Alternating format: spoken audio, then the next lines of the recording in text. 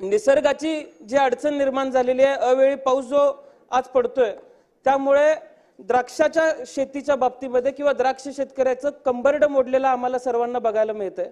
आज डोक्यावरचं कर्ज वाढत चाललेलं आहे। अशा परिस्थितीमध्ये नुकसान भरपाई मिळावी म्हणून राज्य शासनाकडे मागणी केली, तर राज्य शासनाच्या पोर्टलवरती 3 हेक्टरपेक्षा ज्या शेतकऱ्याची जास्त जमीन आहे त्या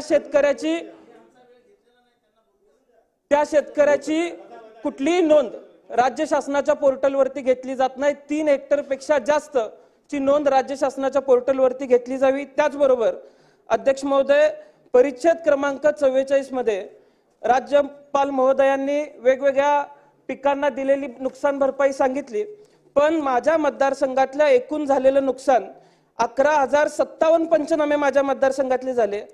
त्यामध्ये 4810 हेक्टर जमीन क्षेत्र बाधित झालेलं आहे, पण गेल्या सप्टेंबर-ऑक्टोबर मध्ये ज्या पंचनामे ज्या क्षेत्राचं झालं त्याचा एकही रुपया माझ्या मतदारसंघाला मिळालेला नाहीये। ही माझ्या मतदारसंघातली खरी परिस्थिती आहे अध्यक्ष महोदय। त्यामुळे माझी आपल्याला विनंती आहे की द्राक्ष उत्पादनाला जेवढा खर्च येतो तेवढं उत्पन्न आज द्राक्ष शेतकऱ्याला मिळत नाहीये। त्यामुळे द्राक्ष उत्पादक शेतकऱ्याच्या बाबतीमध्ये शासनानं कुठेतरी निर्णय घेण्याची आज वेळ आलेली आहे। अध्यक्ष महोदय, माझी आपल्याला दुसरी विनंती अशी आहे की आज विमा कंपन्यांच्या बाबतीमध्ये मोठ्या प्रमाणात तक्रार शेतकरी बांधवांकडून येते आणि या विमा कंपन्यांच्या माध्यमातून शेतकऱ्यांचा बळी घेतला जातोय। अध्यक्ष महोदय, मी आपल्याला सांगतो, राज्यात संत्रा, मोसंबी, केळी, द्राक्ष, पेरू, आंबा, डाळिंब, काजू, पपई या सगळ्या फळ पिकांना विम्याचं संरक्षण मिळतंय।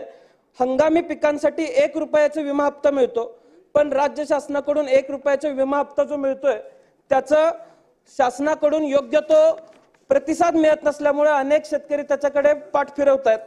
जर प्रतिसाद मिळाला तर संरक्षित रक्कम मिळत नाही, यामुळे शेतकऱ्यांचा आज घडीला प्रतिसाद सुद्धा या विम्याच्या गोष्टींकडे दिला जात नाही। त्यामुळे अध्यक्ष महोदय, माझी आपल्याला विनंती आहे की समूह जिल्ह्यामध्ये ठाणे, पालघर, धुळे, पुणे, सांगली, लातूर, बुलढाणा या माध्यमातून Bajaj Allianz general insurance company लिमिटेडच्या माध्यमातून माझ्या मतदारसंघामध्ये विमे आखले जातात।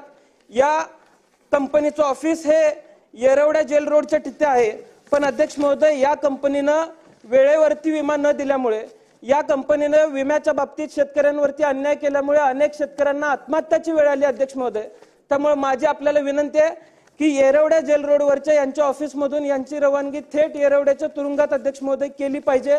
विमा कंपन्यांच्या माध्यमातून शेतकऱ्यांची पिळवणूक चालू आहे। अध्यक्ष महोदय, यापुढे जाऊन माझा अत्यंत एक महत्त्वाचा प्रश्न आहे अध्यक्ष महोदय,